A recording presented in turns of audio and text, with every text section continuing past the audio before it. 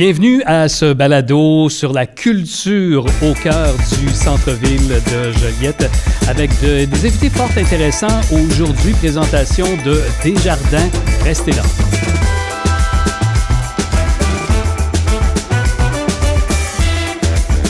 Bienvenue à la saison 2 du balado Cœur villageois, présenté par CFNJ directement du studio Synopsis. La culture, l'importance de la culture dans un centre-ville, on va en parler aujourd'hui. On en discute avec Jean-Sébastien Martin, qui est le directeur général du Centre culturel Desjardins de Joliette. Également Jade Bruno, directrice et fondatrice du Théâtre de l'Œil ouvert, qui aura un impact assez important cet été au centre-ville de Joliette. On l'espère. Oui! Et également Julie Carabinier-Lépine du Cirque Alphonse, qui sera aussi très présente, et le cirque sera présent cet été au centre-ville de Joliette. Tout d'abord, je vous lance sur la question de l'importance de l'art, de la culture dans l'âme d'un centre-ville comme celui de Joliette. Ben oui, je vais prendre celle-là parce que je pense que la culture, en fait, pour une ville, qu'elle soit une ville à l'international, grande, petite, ou ici, en fait, l'activité culturelle va générer du rayonnement. Puis, en fait, on parle souvent des retombées, justement, sur la réputation d'une ville ou quoi que ce soit, mais il faut aussi penser à la fierté des citoyens. Donc, ça crée aussi beaucoup de sentiments d'appartenance. On parle aussi souvent dans une ville, pour une qualité de vie, de la santé physique. Hein. Personne ne remet ça en doute, donc des installations, des terrains de soccer, des pistes pour aller jogger, etc.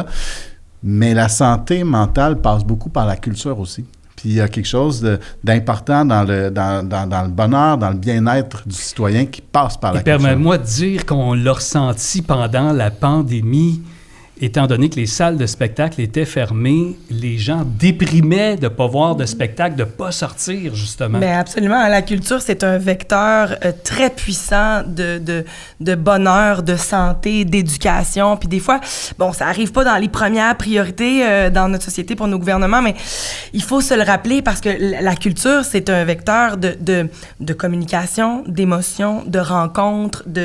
Ça a un impact aussi financier sur la santé d'une ville, d'un milieu. Donc, je pense que c'est vraiment au cœur du bonheur des citoyens et des citoyennes. Puis à Joliette, le pôle culturel est très présent et il se déploie depuis quelques années de plus en plus.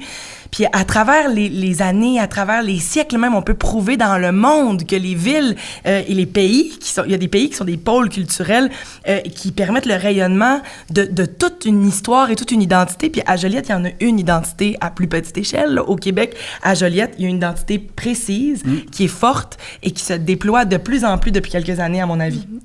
Quand on parle d'identité culturelle, de souvenirs attachés aussi à la Place Bourget, au centre-ville de Joliette, Julie, ton enfance, est-ce qu'il y a quelque chose qui te revient ou ton adolescence par rapport au centre-ville de Joliette? Ben oui, c'est sûr que nous, on vient de la Naudière, donc quand j'étais petite, je venais souvent ici au centre-ville, mais c'est surtout quand on a commencé nos spectacles avec le Cirque Alphonse, en fait, tous nos spectacles, on a fait des extraits dans le centre-ville. Donc, c'est vraiment, pour moi, ça fait 20 ans qu'on est avec le Cirque Alphonse.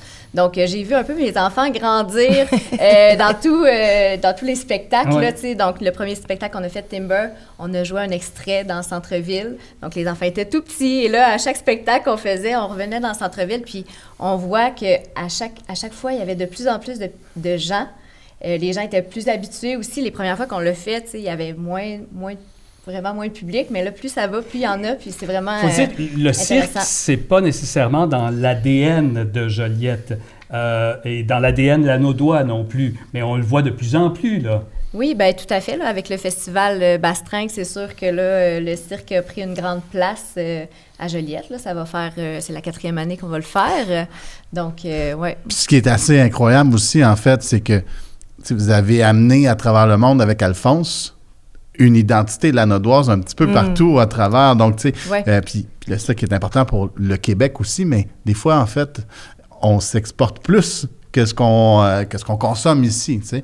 Puis tu as eu la chance de visiter plusieurs villes aussi avec Alphonse en tournée, puis tu dois avoir vu aussi des villes qui ont cette vibe-là culturelle qu'on essaie d'amener dans le Oui, tout à centre-ville. fait, c'est ça. C'est vraiment, au départ, en fait, on voulait vraiment jouer ici au Québec, même, tu sais, dans les régions, pour que les gens apprennent, tu sais, c'est quoi le cirque, tout ça.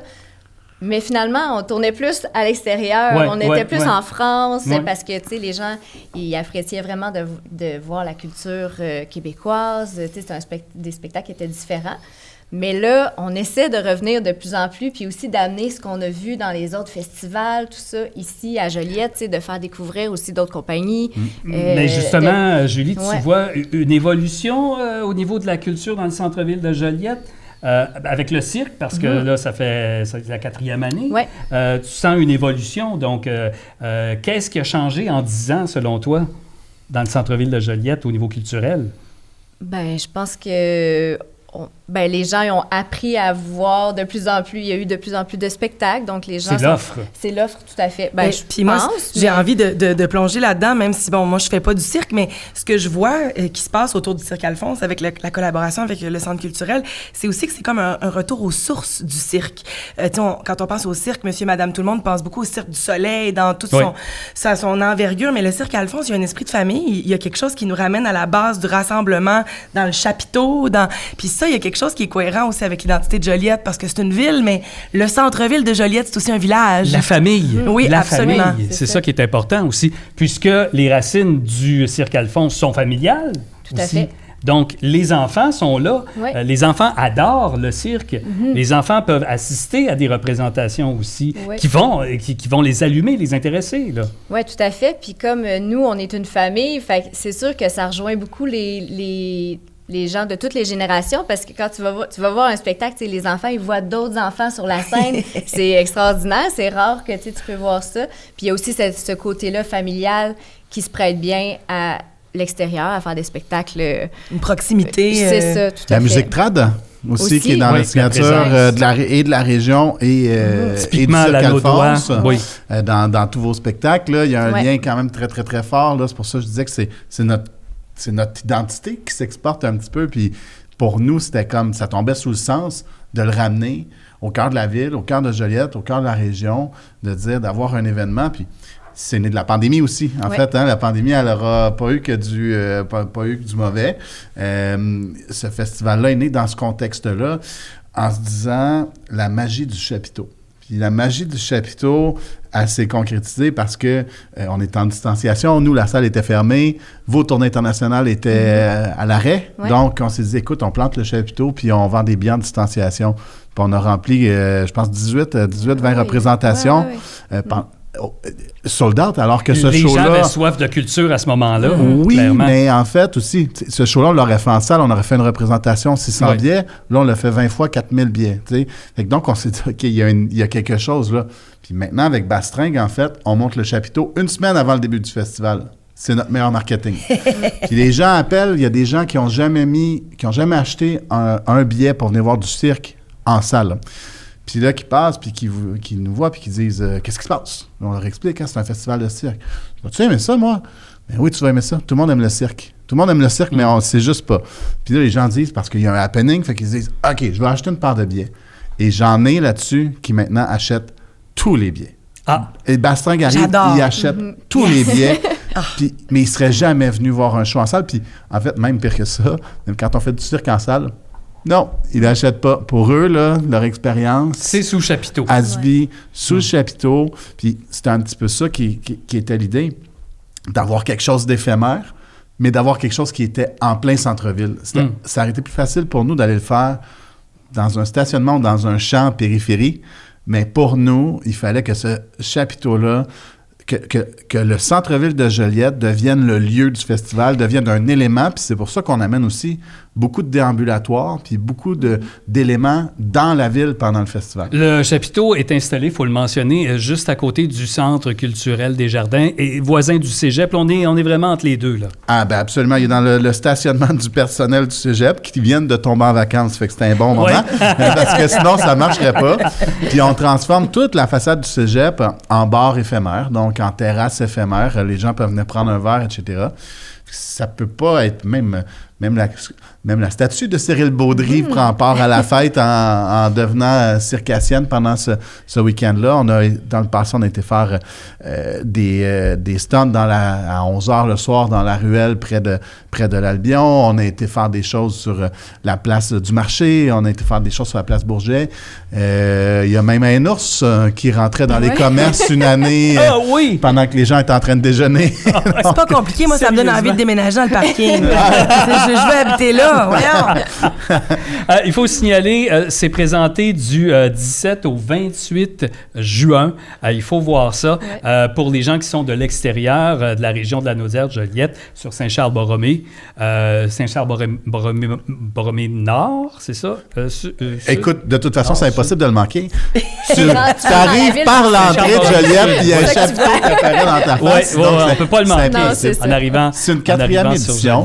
Wow. Puis, tu sais, rapidement, Bâche 5 s'est imposé comme un des plus importants festivals de cirque au Québec. Donc, tu sais, dans le top 5 de ces événements-là, on a toujours des artistes qui viennent de l'international. Tu sais, ça fait partie. On a toujours une programmation sous le chapiteau en billetterie.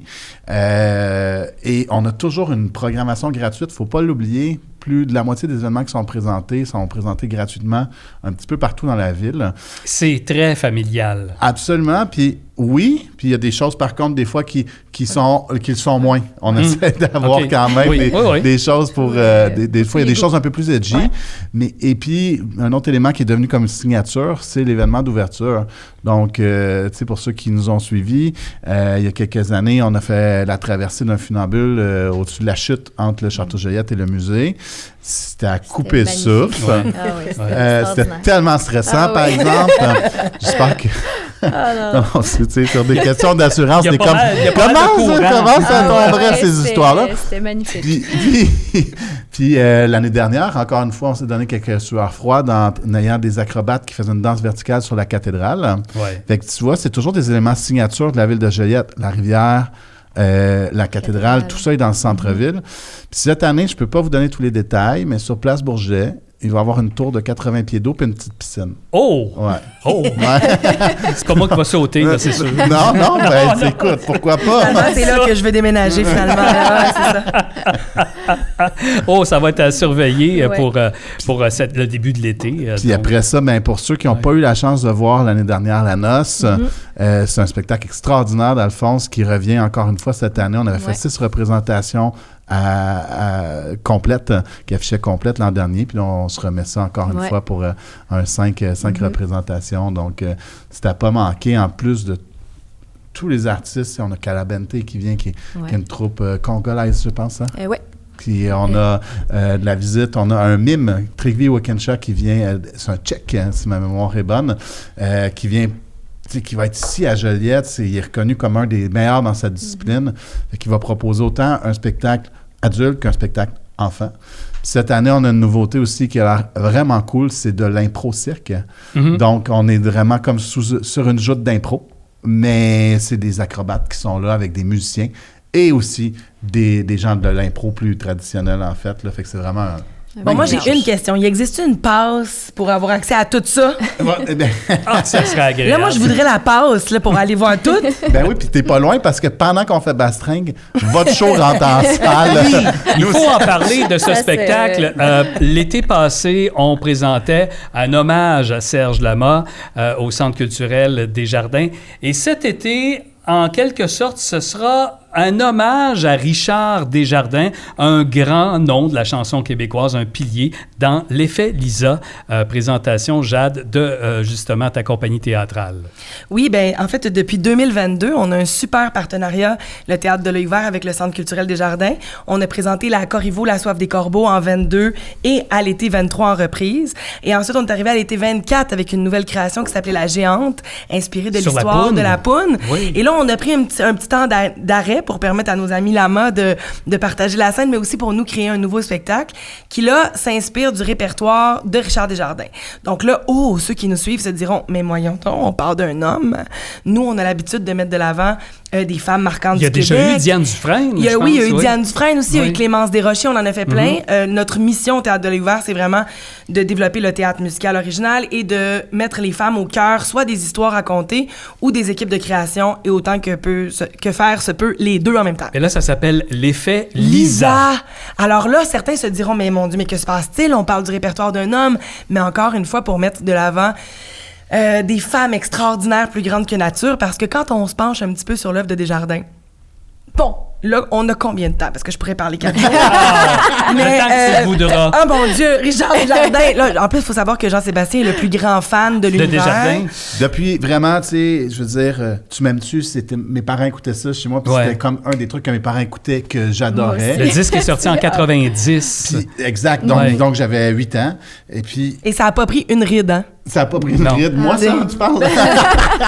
Mais, tu sais, puis ensuite de ça, c'était le côté plus punk, puis abrasif de Desjardins, qu'au cégep, je me suis mis à triper, puis je pense qu'aujourd'hui, dans la quarantaine, c'est l'œuvre complète. Mais de Desjardins, dans Desjardins, on trouve plein de personnages. Absolument, mais c'est ça. Ben nous, en creusant ça, évidemment, on a des enjeux qui nous habitent autant que Richard a été habité par ces enjeux-là, ne serait-ce que l'environnement, les forêts boréales, les communautés autochtones, mais aussi au cœur de ces chansons, il y a des personnages qui existent déjà, qui sont riches, puis nous, on a juste décidé de les faire pousser tranquillement, pas vite, et là, on a attrapé tous les rôles féminins forts, donc évidemment, la femme de ménage de Tu m'aimes-tu, Lisa de l'effet Lisa, Jenny de la chanson Jenny, il y a la femme de Natak, on imagine la barmaid du Boomtown Café, on imagine... Donc là, ces personnages féminins-là, on s'est dit, c'est drôle, hein?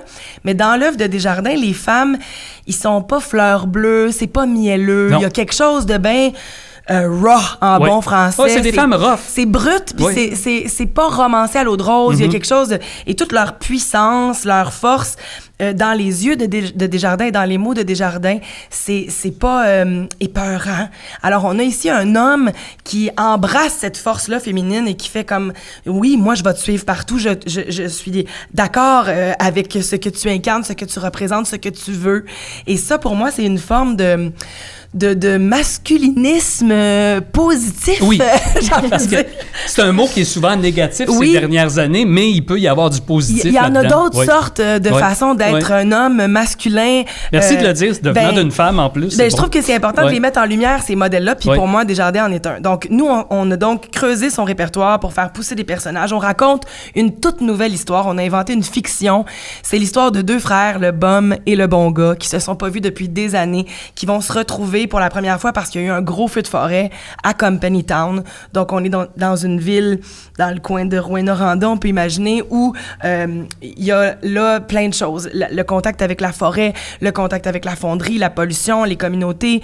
Il y a toutes sortes de choses qui sont là au cœur de l'univers. Et là, ces deux frères-là vont se retrouver avec Jenny, qui est au centre d'un triangle amoureux. L'histoire est narrée et racontée par la lune, qui s'appelle Lisa. Parce que la chanson L'effet Lisa de Richard Desjardins, moi, c'est ma préférée.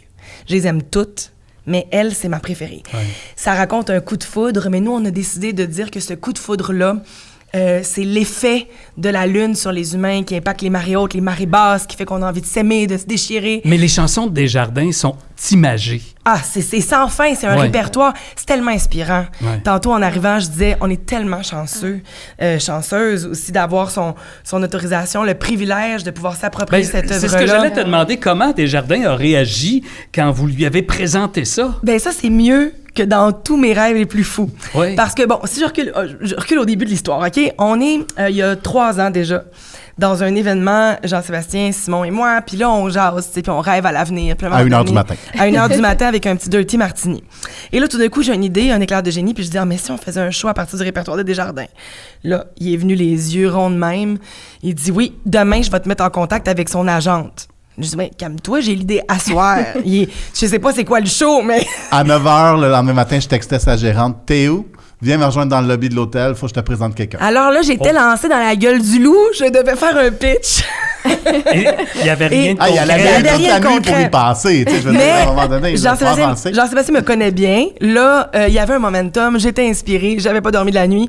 Donc, rapidement, j'ai rencontré Suzy Hamel, qui est une femme formidable, Puis j'ai dit, écoute, nous, notre mission, c'est ça, viens voir nos shows, puis si ça t'intéresse, on pourrait discuter.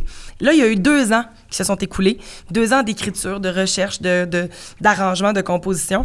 Et 2 ans plus tard, donc, j'ai eu la chance d'aller prendre un verre avec Richard. Oh! Et là, on m'avait dit, tu vas voir Jade, tu sais, Richard, il aime pas ça, tu sais, trop rencontrer les gens, on sait, il aime pas beaucoup faire des entrevues. Mais là, c'est stressant. Ben là, je me disais, j'ai peut-être 20 minutes devant moi, gros max, si je suis chanceuse. Cette discussion a duré 4 heures de temps. Oh, wow. C'était un moment magnifique au restaurant, au Café Cherrier. Quand il est rentré dans le restaurant, tout le restaurant s'est retourné. Une légende entrée. Ouais. Puis là, je disais, il s'en vient s'asseoir avec moi. Surtout qu'on le voit pas souvent sortir de son Abitibi. Ben non, mais c'était vraiment... Écoute, j'étais tellement reconnaissante. Puis ça a été vraiment une rencontre très humble et d'artiste à artiste. Ouais. Simon était avec moi, mon collègue Simon Fréchette-Daou et Philippe Robert qui travaille avec nous sur le texte. Les 2 gars ont été bien émus tout le long de la discussion. Philippe a pleuré tout le long. Il y a moi, beaucoup, qui a parlé. Puis on a beaucoup écouté Richard. Il nous a raconté plein de choses super intimes qui nous ont nourris dans le processus, dans le texte aussi, mais c'était vraiment un échange sur qu'est-ce que ça veut dire pour toi telle chanson? Qu'est-ce que tu penses de ça? Nous, c'est ça qu'on va raconter. Donc, cette rencontre-là avec Richard Desjardins a inspiré beaucoup l'effet Lisa. Ben, en fait, je dirais que ça a validé certains choix. Par exemple, le titre. On a eu de longues discussions sur le titre. Là, on se dit, OK, mais là, pour rejoindre le plus grand public, peut-être que si on appelait ça « Tu m'aimes-tu » ou si on appelait ça « Quand j'aime une fois, j'aime pour toujours ». Mais vois-tu, quand j'ai dit à Richard, le titre, ça va être l'effet Lisa, il m'a dit, ben vois-tu, c'est là que je sais que ça va être bon ton affaire. Parce que moi, l'effet Lisa, c'est une de mes chansons préférées de mon répertoire. Puis là, j'ai dit, ben moi aussi, c'est ma préférée. Ouais. Fait qu'on a eu comme des rencontres autour de thèmes puis autour de ces chansons qui ont été très nourrissantes. Mais l'histoire, c'est vraiment une fiction complètement nouvelle. Puis quand je lui ai raconté ça, il était vraiment sans connaissance. Il dit, mon Dieu, oui, ben c'est ça l'histoire. Ben, j'aurais jamais pensé à ça. C'est donc ben bon. Puis là, vous allez être combien sur scène? Il était bien disponible, impressionné, heureux. C'était vraiment un beau moment. Parle-nous de la distribution. Ben là, ça, je suis en Cadillac. J'ai des chevaux de course autour de la table.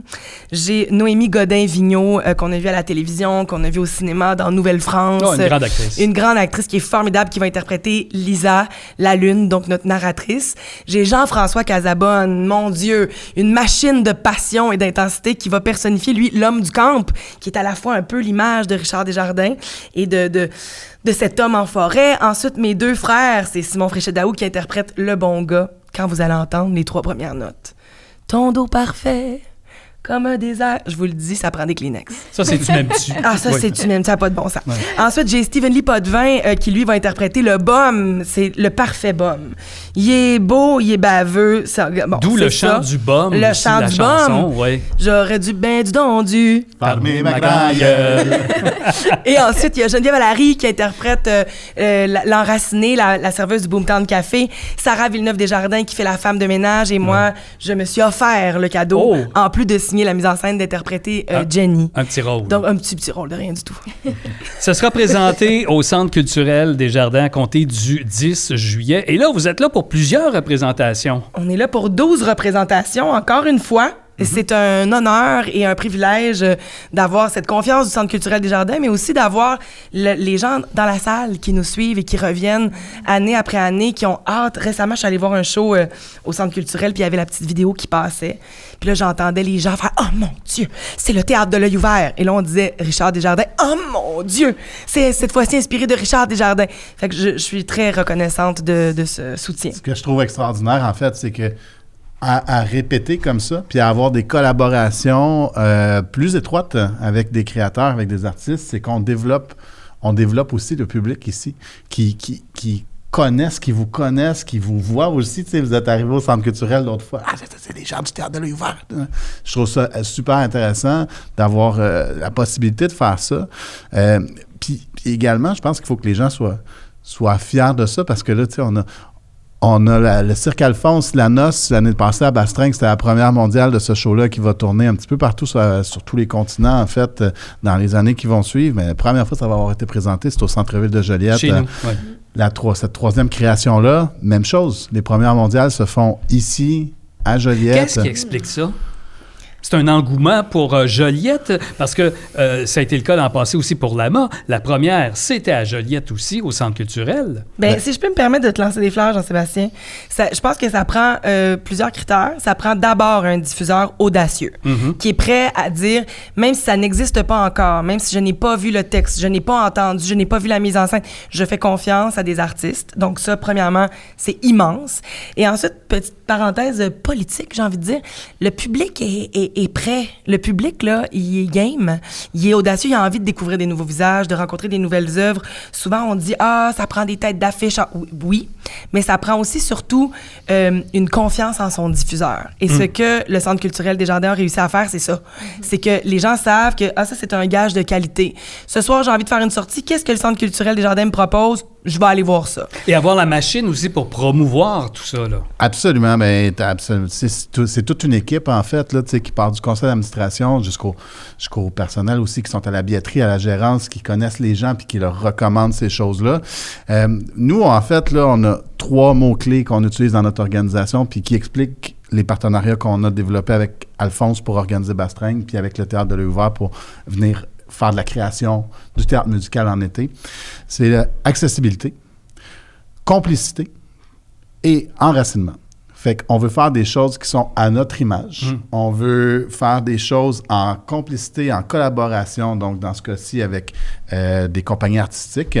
Puis on veut s'assurer de faire des choses qui sont accessibles. Donc des choses que les gens vont pouvoir venir voir. Donc l'idée dans Bastringue d'avoir une partie de la programmation gratuite, que le lieu ne soit plus notre salle qui peut être un frein, mais un chapiteau qui est ouvert sur la communauté, etc. Ouais, donc là, on tombe vraiment dans notre critère d'accessibilité.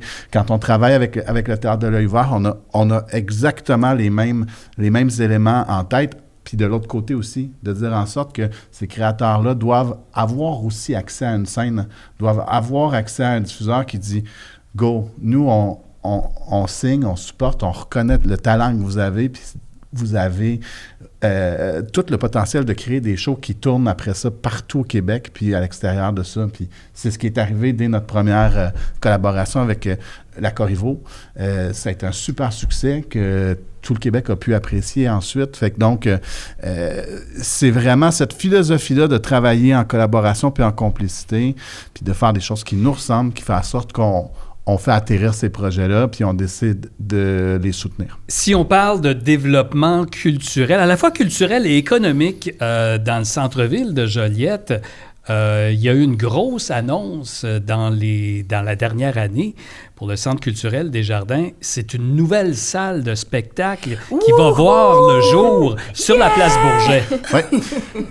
En fait, tu vois, je souligne cette semaine mon 8e anniversaire d'arrivée au Centre culturel. Donc, je suis arrivé le 1er avril, il y a 8 ans. Puis, rapidement, on a dressé un portrait de certaines choses qu'on voulait travailler, qu'on voulait adresser dans les années qui allaient suivre. Puis, une de ces choses-là, on se disait, malheureusement, présentement, à Joliette, il y a déjà eu dans le centre-ville le bar L'Asile, pour ceux qui se rappellent de ça, qui faisait un job incroyable à diffuser de la musique, des artistes émergents, des artistes un petit peu plus rock, etc. Puis à un moment donné, cet endroit-là a cessé.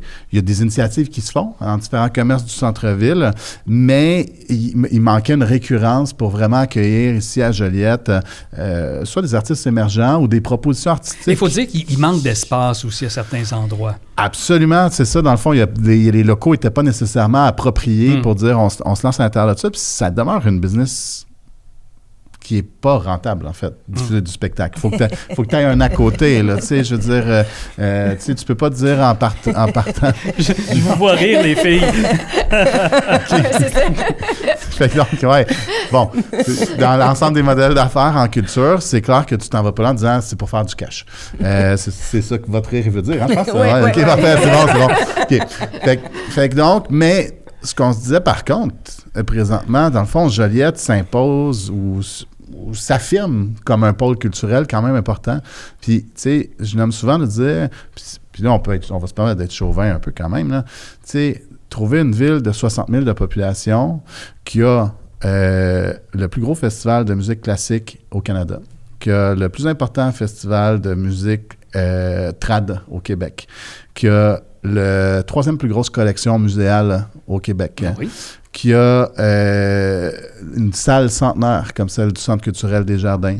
Et tout ce qui vient avec autour, tu sais, le Centre d'amitié autochtone qui performe énormément, le camp musical qui est un référent. Et tout ça repose sur de l'histoire aussi. Là. Tout ça repose, c'est un héritage extraordinaire dont on doit prendre soin. Donc, nous, cet héritage-là, c'est de cette façon-là qu'on le fait en multipliant ce type d'initiative-là. Mais là, Jean-Sébastien, venons-en à la salle. Ben voilà. La plus petite jauge. Ça nous prenait une infrastructure dans cet écosystème-là culturel qui permet d'accueillir les jeunes artistes qui montent, ce qu'on n'avait pas.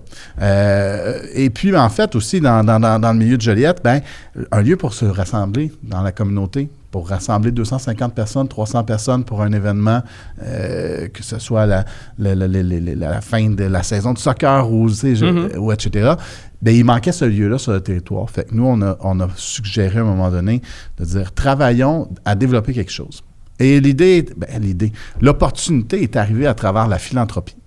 Donc, on a eu des donateurs majeurs qui ont décidé d'investir des millions de dollars. Merci beaucoup. Si vous nous entendez. Merci. Pour soutenir une initiative comme celle-là, parce que présentement, à travers les subventions traditionnelles qui existent pour rénover ou construire des salles, c'est impossible. Ouais. Donc, au ministère de la Culture, des Communications du Québec, il n'y a pas d'argent pour ce type de projet-là. Fait que c'est vraiment, on est en train de démontrer encore une fois le caractère assez unique de Joliette. Des gens qui ont à cœur la culture à Joliette. Et le centre-ville. Oui.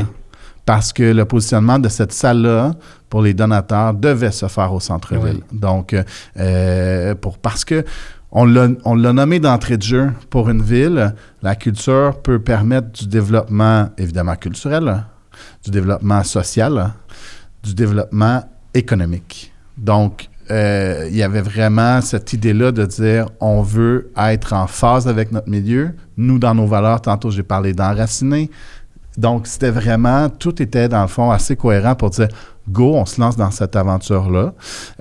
Et puis, on a travaillé en étroite collaboration avec la ville de Joliette parce qu'il y avait ce besoin-là d'avoir un endroit pour que la communauté puisse se rassembler. Fait que de dire, est-ce que nous, on peut jouer ce rôle-là en collaboration avec la ville pour accueillir la communauté? Donc, c'est beaucoup plus qu'une salle de spectacle. C'est, oui, un lieu où on va retrouver à peu près 80 nouvelles représentations à l'offre qui va être présentée dans le centre-ville de Joliette, mais où on va accueillir tout autant d'initiatives communautaires ou d'événements communautaires. Ça va vous donner aussi l'occasion d'occuper un autre lieu lorsque, justement, la salle principale est occupée, par exemple, par une pièce comme l'Effet Lisa. Eh bien, on pourra accueillir un auteur, compositeur, interprète sur scène dans le centre-ville de Joliette. Écoute, c'est pas compliqué. La salle est occupée 290 jours par année. Donc, ça laisse les lundis, puis des fois les mardis. Mais le taux d'occupation de la salle est énorme. Donc, quelqu'un qui voudrait louer pour un événement corporatif,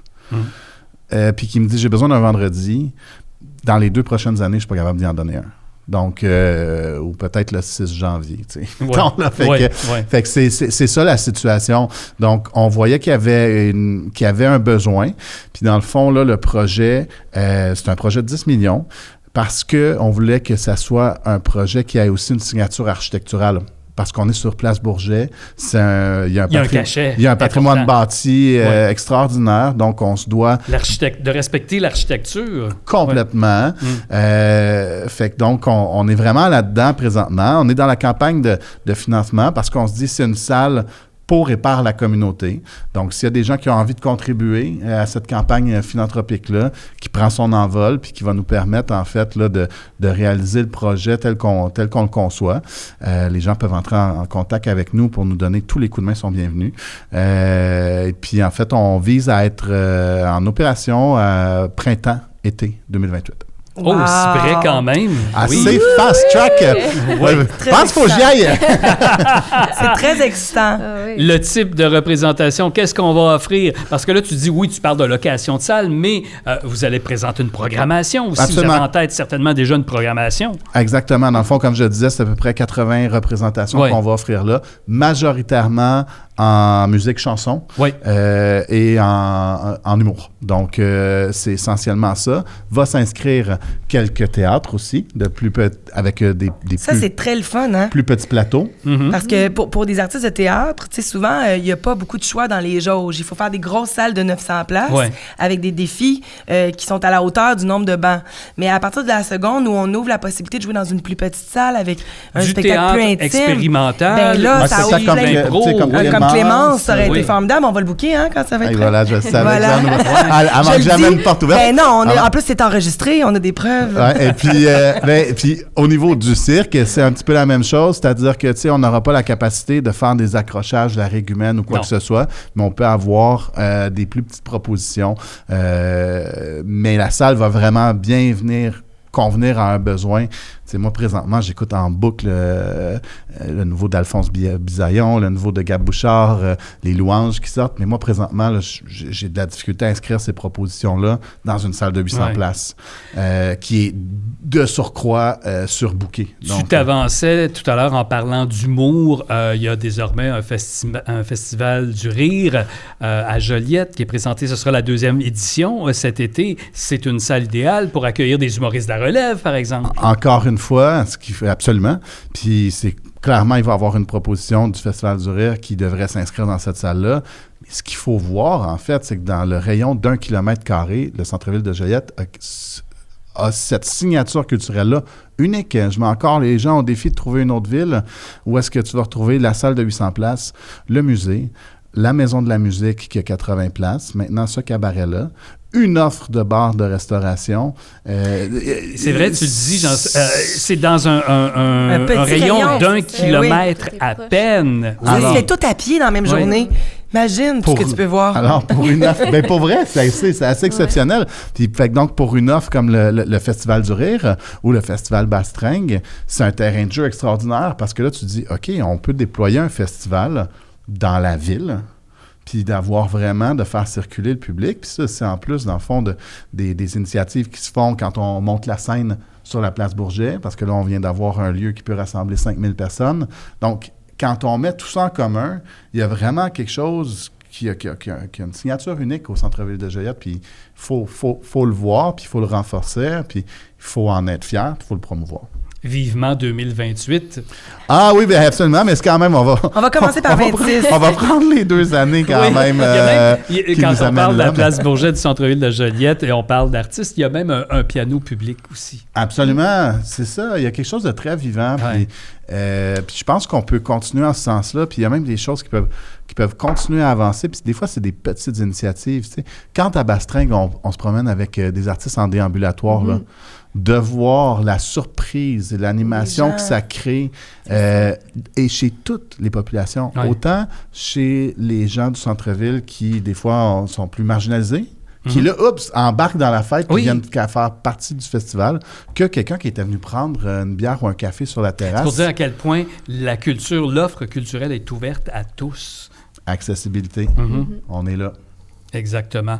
Et là, si on parle du cirque, pour cet été, il y a aussi d'autres projets, j'imagine, que vous avez en tête là, pour le cirque. Alphonse. Oui, bien nous, c'est sûr que là, on continue nos tournées. Là. Dans le fond, là, c'est ça, le nouveau spectacle qui est lancé, il a été lancé l'année dernière, justement ici à Bastringue. On le rejoue cette année parce que ça avait été complet. Puis on est très contents de pouvoir le refaire. Présenter une première, Julie, dans le centre-ville de Joliette et ensuite de ça, aller la booker ailleurs.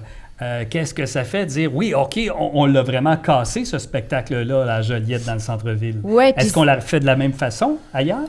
Oui, mais surtout, ce qui est important pour nous, dans le fond, c'est que nous, on vient de la Naudière, de Saint-Alphonse, mais nous, on a toujours voulu faire nos premières ici pour les gens qu'on connaît, vraiment c'est ça, la communauté. Donc, c'était vraiment important pour nous de toujours faire les premières ici. Donc là, à Joliette, c'est parfait parce que avant, on les faisait à Saint-Alphonse. Les premiers spectacles, on les a faits dans un chapiteau à Saint-Alphonse. On est désolé pour les gens de Saint-Alphonse. Mais c'est pas très loin. Donc, Alphonse pour cette raison-là. Exactement. Donc, c'est ça. Puis là, de faire les premières ici, c'est ça, on est chanceux là, d'avoir ce partenariat-là qui nous fasse confiance aussi. Donc, c'est vraiment... c'est vraiment super de pouvoir avoir le chapiteau pour pratiquer. On monte le chapiteau d'avance pour pouvoir vraiment peaufiner le spectacle. Le chapiteau appartient à Alphonse, en fait. Ça ça, fait partie aussi de l'échange qu'on a ensemble. Ouais. On peut dire que Joliette, et particulièrement le centre-ville, c'est une ville de primeurs. Ben, de plus en plus. Ben oui.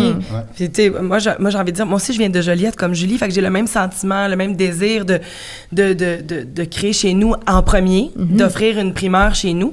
Mais il faut dire aussi, moi, quand j'étais plus jeune, j'allais à l'Académie Antoine Manceau. Et j'ai vu, moi, au Centre culturel des Jardins... Juste à côté. Juste à côté. Quand j'avais 12 ans, moi, j'ai vu les parapluies de Cherbourg. Puis après ça, quelques années plus tard, j'ai vu Frères de sang. Puis quelques années plus tard, j'ai vu Belle-Sœur. Puis quelques années plus tard, j'ai dit « Hey, toc, toc, toc, moi, j'aimerais faire du théâtre musical à Joliette, comme l'a fait avant moi René Richard-Cyr. » Et finalement, on a ramené ensemble cette tradition-là. Puis ça, c'est pas peu dire, parce que oui, Joliette aime les primeurs et attire les primeurs, mais ce sont ces primeurs-là aussi qui font en sorte qu'il y a des petites jades qui peuvent pousser et qu'il y a des petits cirques Alphonse qui deviennent des gros cirques Alphonse. Ouais, ça prend des écosystèmes puis des milieux pour permettre cet accès-là à la culture. Puis souvent, ce sont les grands centres, les grandes villes, Montréal et Québec, qui ont d'abord les œuvres en primeur et ensuite, les régions ont les tournées. Mais pourquoi nous, on changerait pas la vapeur et on va décentraliser, on va les présenter en primeur en région, puis ensuite, on va se promener? J'ai un peu de difficulté quand on parle de région lorsqu'on parle de Joliette, du centre-ville de Joliette, parce qu'on est à quoi? 50 minutes, même pas de Montréal. C'est pas de la région éloignée, là. D'ailleurs, les gens de Montréal viennent de plus en plus voir des représentations, par exemple au Centre culturel des Jardins. Là, il y en a de plus en plus de gens qui viennent ici. Ah, puis l'été aussi, il faut mentionner le Festival de la Naudière qui attire énormément de gens de l'extérieur. Bien, Joliette a un positionnement qui est fort intéressant, en effet, parce que il est assez proche de Montréal pour que ça soit pas une planification que de sortir, venir voir un événement à Joliette. Donc, tu n'as pas besoin de réserver des vacances pour venir. Ouais. Tu peux faire l'aller-retour, puis ça va très bien. Mais c'est suffisamment éloigné pour qu'on ait notre propre dynamique locale et un sentiment d'appartenance très fort. Une indépendance culturelle, on l'entend des deux compagnies ici qui ont un sentiment d'appartenance fort qui, des fois, dans les banlieues, se ressent moins. Donc, puis ça, oui, on le voit sur le plan artistique, mais quand on se dit qu'on est capable de lever un projet comme le Cabaret La Fresque grâce à la philanthropie, c'est qu'il y a des gens d'affaires également qui ont ce sentiment d'appartenance-là envers leur ville, envers leur centre-ville. Puis ça, c'est assez fantastique. Puis il va falloir à un moment donné qu'on fasse un peu une prise de conscience ou une étude sur qu'est-ce qui se passe ici, parce que clairement, il se passe quelque chose. Puis... Mais c'est parce que tu envies beaucoup de gens là, aussi, là, dans d'autres municipalités de la même dimension que Joliette. Là. Les gens regardent Joliette en disant « Qu'est-ce qui se passe? » Mais c'est aussi une pépinière à artistes. Ouais. Et c'est ce qui fait que l'identité de Joliette est différente de celle de Montréal, par exemple. T'sais, à Montréal, bon, évidemment, c'est très riche culturellement, mais il y a une identité à Montréal. C'est très montréalais. À Joliette, il y a beaucoup d'artistes qui poussent, ne serait-ce qu'à cause des écoles secondaires qui ont une influence forte en art vivant. Mais on parle aussi de la musique traditionnelle. La musique traditionnelle. On est seuls au Québec à faire ça. Le contact avec le musée, tout ce qu'on aimait tantôt, la proximité avec la culture dès un jeune âge, ça fait en sorte qu'ici, il y a beaucoup d'artistes qui grandissent, qui poussent, j'aime ça dire ça comme ça, et ça vient avec une espèce de proximité, oui, avec la grande ville, mais une proximité aussi avec la nature, avec la forêt, avec des lacs à quelques minutes d'auto, avec un sentiment de village, même si c'est une ville, Joliette, tout le monde se connaît. Tout le monde se connaît à Joliette. Puis il y a un esprit d'entraide, il y a quelque chose de... On parlait de famille tantôt, mais c'est vrai entre les organismes culturels aussi. Puis ça n'a pas de prix. Justement, ça, c'est unique. Jean-Sébastien nous parlait de philanthropie. Qui dit philanthropie dit aussi commandite pour un événement culturel. C'est quand même assez simple d'aller chercher de la commandite. Les gens répondent assez rapidement. Je dirais pas simple. Moi non plus, je dirais pas simple. Non, les gens répondent pas rapidement? Ben, en fait, c'est pas que les gens répondent pas rapidement, mais c'est toujours... C'est pas une chose simple, mais encore une fois, par contre, ce qu'on voit ici, c'est qu'il y a une certaine solidarité puis une grande confiance à le rôle que joue la culture. Puis il n'est pas compris partout, ce rôle-là. Dans le cas d'un commanditaire, en fait, c'est de dire « Ah, ben c'est une belle association pour ma marque, pour faire rayonner ma marque, parce qu'on on a toujours différentes mais façons de localement, de faire on du le rayonnement. comprend à Joliette, ça. Mais c'est quand tu vas aller voir un commanditaire à l'extérieur que là, ça devient plus difficile. Ouais, mais localement, on le comprend. Les sociétés d'État, il faut leur dire que ça serait le fun qu'il y ait quelques sous aussi qui descendent, là, l'Auto-Québec, et puis SAQ, puis Hydro, ça serait intéressant. Mais on a des contacts avec ces gens-là, puis je pense qu'ils sont en train de regarder de plus en plus ce qui se fait ici.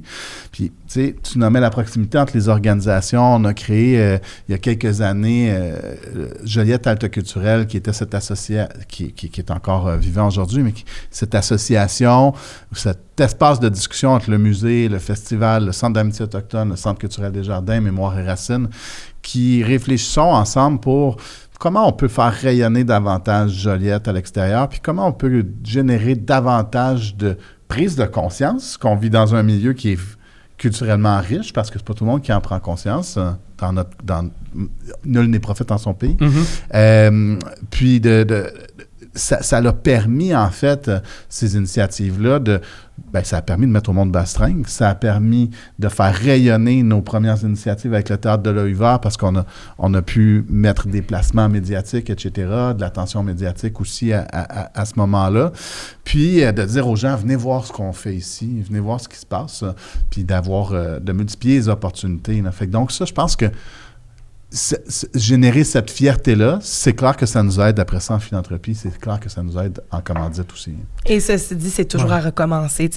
C'est toutes des belles choses dont on parle aujourd'hui, puis c'est vrai que Joliette rayonne fort, mais tout ça, ça peut être rapidement perçu comme un luxe, puis ça va bien à Joliette, puis il y a plein de spectacles, mais c'est toujours à refaire et à reconvaincre de spectacle en spectacle, de commandite en commandite. La culture est toujours fragile. Oui, mais quand le public est là... C'est vraiment important de se le rappeler. C'est ça qui est important aussi. Absolument. Quand le public est là, et le public est présent dans le centre-ville de Joliette. Oui, puis ça, c'est pas rien quand même. C'est quand même un gros plus.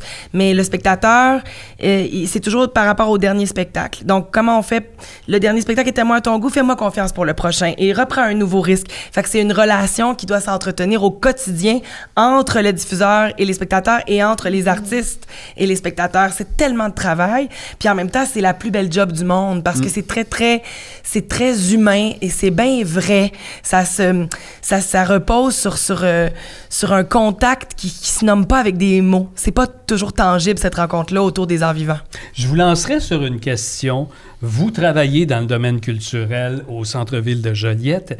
Est-ce que vous allez voir aussi des spectacles dans le centre-ville de Joliette qui n'ont pas nécessairement un lien directement avec l'art que vous pratiquez? Je sais que Jean-Sébastien, dans son cas, c'est pas un art qu'il pratique, mais presque de la direction du centre culturel. Mais est-ce que, Jean-Sébastien, par exemple, tu vas voir d'autres spectacles qui sont pas du centre culturel des Jardins? Absolument. Je vais en voir partout. Puis j'ai la chance d'aller en voir quand il y en a dans différents bars du centre-ville. Oui. J'y suis assez régulièrement. Et c'est là l'idée aussi de la salle de spectacle en disant il manque d'espace, c'est plein à craquer. Oui, mais puis je pense qu'on peut avoir en fait je pense que tout ce qui s'offre présentement dans les bars au centre-ville va pouvoir et devoir continuer à se faire. C'est une offre supplémentaire. Absolument. Moi, je pense que plus il y a d'offres culturelles, plus on va rayonner comme une ville qui est attrayante pour aller passer une soirée, que c'est pas une ville morte, c'est l'inverse, c'est au contraire.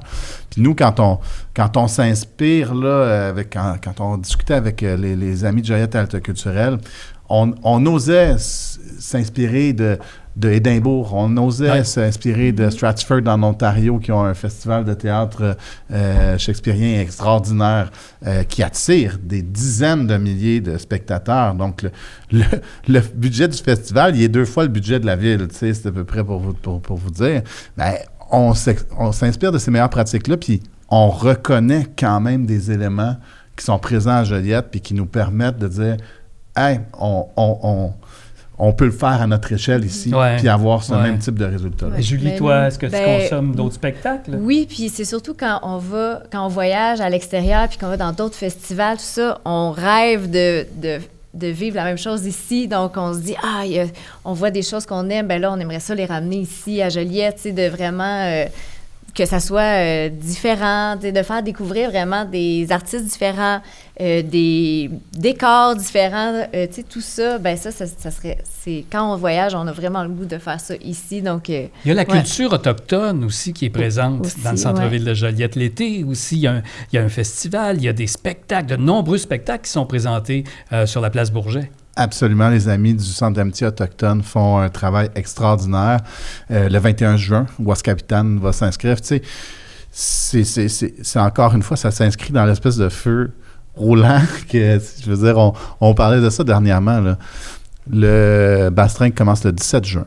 Le 20 juin, le Musée d'art fait son vernissage de son exposition d'été, qui est toujours très, très couru. Il y a des gens qui viennent de partout au Québec pour voir l'événement. Le 20 juin également, Bastringue va battre son plein avec différentes choses, autant gratuites dans le centre-ville que sous le chapiteau. Le soir, on va recevoir Québec Redneck et Engine de poitrine. On va attendre au-dessus de 7000 personnes. Et puis, le 21 juin, le lendemain de tout ça, Ouaskapitan, encore une fois, qui va prendre la place. Puis on essaie toujours de faire un clin d'œil aussi à travers Bastringue, de dire comment on peut participer à la fête. Ça, c'est ce qui est vraiment cool, la collaboration entre les organisations, entre les publics. Puis, écoute, quelques jours plus tard, au centre-ville, encore une fois, le Festival La Nodière va être présent avec un concert gratuit sur la place Bourget, le 3 juillet, pour donner le coup d'envoi au festival. Et puis, dans la semaine qui suit, c'est l'effet Lisa en première qui commence. Je passerais l'été à Joliette, là. Oui, Jade, ça te donne l'occasion, toi, d'en consommer de la culture? Là, ben oui. Ben un peu comme disait ma collègue Julie, là, tu sais, nous, dans nos formes d'art respectives, moi aussi, je consomme beaucoup de théâtre au Québec, à Montréal, dans les régions environnantes et ailleurs dans le monde, pour voir ce qui se fait de meilleur partout dans la pratique, puis essayer de ramener des petits bouts ici. Mais j'avoue que lorsque je dois ou lorsque je souhaite voir un spectacle qui est présenté en tournée, quand j'ai le choix, je viens toujours à Joliette. Parce que, premièrement, c'est tout près de chez moi, puis c'est la plus belle salle. Faut pas le dire aux autres, mais en tout cas, c'est ma salle préférée parce que c'est une grosse jauge, le Centre culturel des Jardins, c'est un grand plateau, mais c'est le plus petit des grands plateaux. On a un sentiment de proximité. Oui, c'est vrai. On peut voir de l'envergure, mais on a la chance aussi de ressentir l'envergure de l'émotion parce qu'on est tout près. Fait que ça, c'est quand même... C'est tellement beau depuis les rénovations aussi. Oui, c'est pas pire. Mais quand on parlait de différentes offres culturelles dans le centre-ville de Joliette, le Melchior, on peut parler du Sims Irish Pub de l'Albion également, qui offre des petits spectacles, des jams de musique trad, entre autres du côté de l'Albion. C'est intéressant. Même si on joue pas de la musique, d'aller assister à ça. Ben, nous, dans nos spectacles, c'est tous des musiciens qui viennent d'ici puis qui jouent de la musique trad, qui participent à ces événements-là. Fait que c'est sûr qu'on est appelé à y aller puis on aime toujours ça quand on peut. Quand on est là, c'est super. Là. Pour l'expérience client, tu sais, moi je travaille avec des collègues d'un petit peu partout au Québec, puis des fois, la salle, elle est un peu excentrée du centre-ville, des fois, sur le bord d'une autoroute. Bon, c'est facile d'accès mais pour la voiture, mais... Nous, notre expérience client est extraordinaire, c'est-à-dire que le client qui vient faire une sortie, parce que quand on s'achète des billets pour un spectacle, c'est de dire « Hey, on passe une belle soirée, puis on fait une sortie. » On va bouffer au resto avant. On va bouffer au resto, donc les gens ont le choix, mais vraiment. Ils sont stationnés, là, puis leur sortie commence. Et puis après ça, dans le fond... Tous les restos, soit dit en passant, là, tous les restos en dedans d'un kilomètre aussi. Là, exactement. Donc, et des bons restos. Énormément de choix, puis les gens sont hyper sensibilisés, là, parce que les serveurs vont arriver, vont dire « Est-ce que vous allez au spectacle? » Puis là, tu dis « Oui ». Ils savent exactement qu'il faut que tu sois sorti et on n'a jamais de commentaires de dire « On arrive en retard parce qu'on a eu un mauvais service au restaurant. » J'oserais même dire, j'ai une anecdote récemment. Je suis allée au restaurant avant d'aller voir un show au Centre culturel. Je suis rentrée, puis le serveur m'a demandé « Est-ce que vous allez voir tel spectacle ce soir? » Puis il savait c'était quoi le show. Il connaissait la programmation. Fait que ça, c'est pas du service 5 étoiles. Je sais pas c'est quoi. Tu vois pas ça partout, ça. Non. Et c'est ça. Il y a comme ça. Puis ça aussi, ça se bâtit avec comme justement ce petit milieu-là qui se tient informé, etc. Puis en fait, il y a certains soirs où les spectacles plus festifs... on le voit aussi, on le sent dans le centre-ville après, parce que les bars se remplissent, puis les gens s'en vont poursuivre la fête. Fait que nous, en fait, tu sais, je le nomme toujours, en fait, c'est de dire, c'est deux éléments sur lesquels nous, on n'a pas d'emprise dans l'expérience client, mais on est vraiment gâtés d'être au centre-ville de Joliette parce que, tu sais, je veux dire, si tu t'en viens chez nous comme client puis que tu as une mauvaise expérience au resto, ben on a une première prise contre nous, puis on n'aura pas pu rien faire. T'sais. Et d'un point de vue économique, c'est tellement important, la culture, parce que ça fait rouler tout le centre-ville, là, tout ce qu'il y a autour. Là. C'est des retombées estimées à plus de 2 millions de dollars, en fait, là, la retombée des spectateurs du centre culturel. Puis on se dit qu'on est capable de faire augmenter ça avec la nouvelle salle du Cabaret La Fresque. Joliette, un exemple à suivre pour toutes les municipalités de même dimension au Québec, selon vous? Je veux dire, j'ai envie de dire, lancez-vous pas toutes à faire du théâtre musical et des festivals de cirque. Laissez-nous ça, nous autres, là. Laissez-nous notre couleur. Mais c'est un modèle, je pense, le centre-ville de Joliette. Mais c'est un modèle qui a attiré déjà l'attention, que ce soit à travers des projets qui ont été faits au HEC. Il y a également quelqu'un présentement qui est dans la rédaction d'un livre sur la philanthropie, puis il y aura probablement un chapitre consacré à Joliette. Donc, de plus en plus, il y a des gens qui se penchent sur ce qui se passe ici, puis ce qui s'est passé, parce que on l'a dit tantôt, ça tire son contexte dans un historique. Il y a de l'historique, oui, il y a déjà eu un festival de blues. Il y a eu, mais présentement, je pense qu'il y a des astres, il y a des acteurs, il y a des joueurs qui s'alignent puis qui travaillent en grande complicité. C'est un mot que j'utilise souvent, mais je pense qu'il est important dans la recette de Joliette. Puis notre couleur aussi. Puis ça, c'est pas tout à fait... Tu peux pas reprendre la recette puis la refaire partout.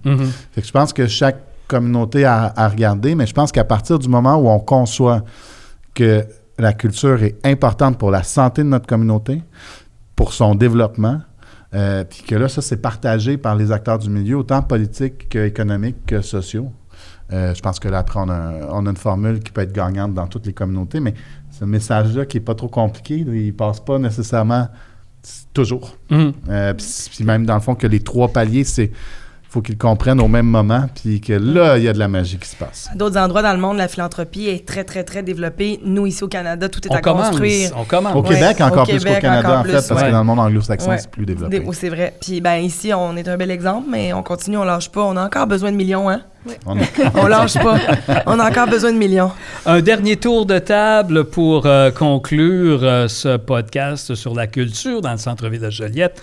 Des événements qui se déroulent au cours de l'été. Ça débute par le Cirque Alphonse, centre-ville de Joliette, dans le cadre du Festival Bastringue. Oui, tout à fait. Donc, on va être là à partir du 18.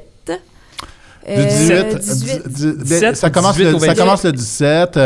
Il y a plusieurs représentations, mais il faut se rendre vraiment sur le site du Centre culturel parce qu'il y a une quinzaine de propositions, autant en billetterie que gratuit, qui se déploient dans le centre-ville. Puis oui, si vous n'avez pas vu la noce, il faut absolument voir. Pour vrai, moi, c'est un coup de cœur absolu en termes de spectacle. Puis je l'ai vu 6 fois la dernière fois. Il a été présenté 6 fois. Pour en connaître davantage aussi sur l'histoire de ce cirque, qui est très intéressant de visiter le site web du Cirque Alphonse. Merci beaucoup, Julie Carabinier-Lépine, d'avoir été avec nous. Merci. Et puis, après le cirque à Alphonse, il y a la présentation cet été au Centre culturel des Jardins de l'Effet Lisa. Et oui, on se passe le relais. Fait que là, moi, j'imagine que le public va être complètement réchauffé et assoiffé de grandes émotions après le cirque Alphonse. Nous, donc, on commence le 10 juillet et on va être là tout le mois de juillet et le début du mois d'août pour 12 représentations. Rappelons que c'est la fameuse pièce L'Effet Lisa, à partir de l'œuvre de Richard Desjardins. Et j'en profite aussi pour dire, en terminant, qu'au Québec, il y a très peu d'œuvres originales. Hein. C'est beaucoup des œuvres américaines ou de l'international qui sont traduites. Nous, on développe le répertoire de théâtre musical québécois, francophone de chez nous. C'est notre histoire. Faut pas manquer ça. Faut être au rendez-vous. Merci. Je pense que beaucoup. Toute personne qui aime Richard Desjardins se doit de venir voir ce show-là. C'est comme un devoir, je pense, parce qu'il y a quelque chose qui va être unique, qui va se passer là, puis qui va vraiment venir imager... Fédérer aussi notre amour du territoire, puis notre amour de la langue québécoise. Et pour conclure, cet été aussi, il y a le Festival du rire du 20 au 23 août qui se déroule également dans le centre-ville de Joliette. Absolument. Donc, dans différents lieux du centre-ville. Autant les gros noms de la relève, là. Vraiment. C'est un festival qui a la formule type gala. C'est un festival également qui fait la promotion d'artistes de l'émergence puis qui se promène dans différents lieux du centre-ville. Mais il y a également aussi toute l'offre de spectacles gratuits des Rendez-vous de la place. Sur la place Bourget, qui est montée avec, par la ville de Joliette, qui permet, dans le fond, à ses citoyens de profiter. Programmation à suivre, là, pour il y a des spectacles là, tous les week-ends. On peut déjà quand même Lou-Adriane Cassidy, qui va être avec nous, donc il faut absolument ne pas manquer. Arriver tôt. Exact. Puis aussi Yves Lambert qui souligne ses 50 années de carrière quand même sur Place Bourget, parce que c'est un autre artiste de chez nous. Très joliétain au départ, Yves Lambert. Absolument. Puis il nous a promis qu'il allait avoir des anecdotes et on sait qu'il en est capable. Psychédélique. Exactement. Oui. Donc, c'est pour lui, c'était vraiment important de venir le faire sur Place Bourget. Puis, donc, c'est le clin d'œil de Festival Mémoire et Racines qui sera présenté là, sur la place de Bourget dans le cadre des Rendez-vous de la place. Greenwoods, dans le rap, un autre artiste de chez nous, qui va, lui, être en septembre là, au centre-ville. Donc, vraiment un été, à notre image, un été hautement culturel. Centrecultureldesjardins.com pour tout savoir. Détails. Théâtre de l'œil ouvert, on peut aller visiter aussi votre site web. Absolument, théâtredel'oeuvert.com et lesfelisa.ca. Et également pour le Cirque Alphonse, le site web du Cirque Alphonse. Merci à nos invités, Jean-Sébastien Martin, Jade Bruno et Julie Carabigny-Lépine. Ce podcast est une présentation de Desjardins et produit en collaboration avec la Société de développement du centre-ville de Joliette dans le cadre de Cœur villageois. Merci d'avoir été là. Merci. Merci.